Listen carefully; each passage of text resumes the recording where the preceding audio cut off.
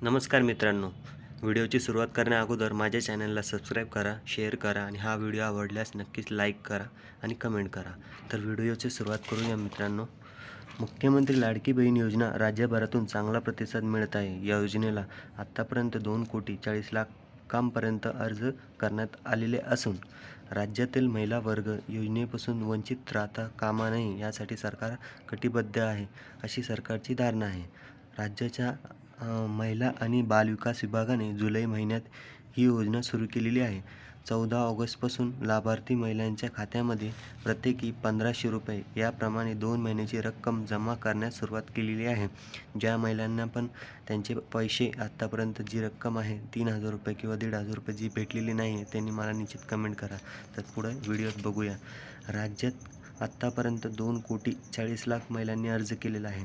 त्यापैकी राज्यातील 1.5 कोटी महिलांच्या खात्यात रक्कम जमा केली आहे. उर्वरित 40 ते 42 लाख महिलांचे बँक खाते आधार आणि मोबाईल नसल्याने ते जोडण्याचे काम सुरू आहे.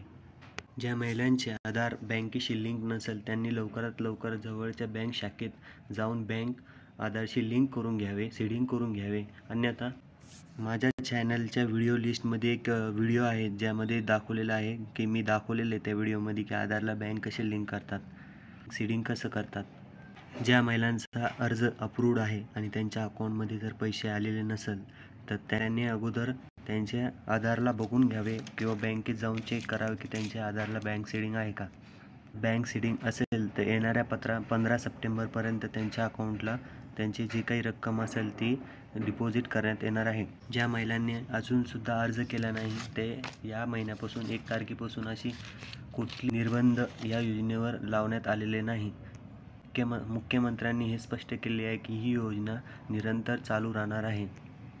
या महिन्यात 1 तारखेपासून ज्या महिलांनी अर्ज केलेला आहे त्यांना फक्त आता ₹1,500 या महिन्याचे मिळणार आहे. जुलै ऑगस्टची जी रक्कम आहे त्या या महिलांना मिळणार नाही. 1 सप्टेंबरपासून ज्यांनी अर्ज केलेला आहे त्यांच्यासाठी हे आहे.